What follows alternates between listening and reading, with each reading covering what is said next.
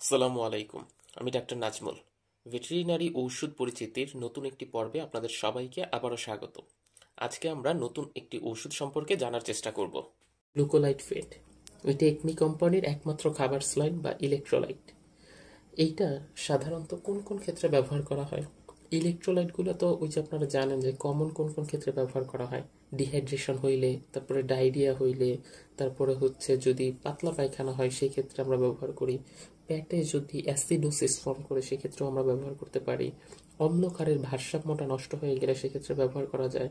দুর্বলতা এইসব ক্ষেত্রে, তারপরে এক জায়গা থেকে পরিবহন করে অন্য জায়গায় নিয়ে গেলে একটা যে ধকল দেয় সেই ধকলটা সামলায় ওঠার জন্য, টিকা দেওয়ার পরে টিকা দেওয়ার ফলে যে একটা ধকল আসে বডির উপরে, বা অ্যান্টিবায়োটিক ব্যবহার করার ফলে যে একটা ধকল আসে বডির উপরে, সেই ধকলগুলো কাটিয়ে উঠতে সহায়তা করা হচ্ছে এই গ্লুকোলাইট ওয়েট, এইটা মানে এই খাবার স্লাইনটা, যেটাকে আমরা অপর নাম ইলেকট্রোলাইটও বলে থাকি।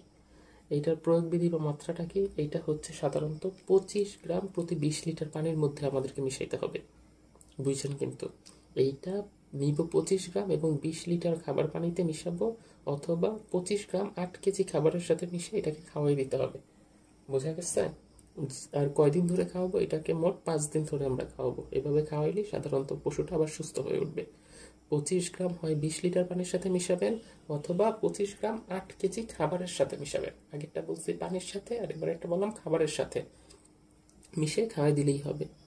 আর এটার সাধারণত 20 কেজির একটা বড় ধরনের ওই যে গামলা বা বালতির মতো পাওয়া যায়, আপনারা সেটা সংগ্রহ করে নিতে পারেন এবং সেটি একটু একটু করে খাওয়াই দিতে পারেন।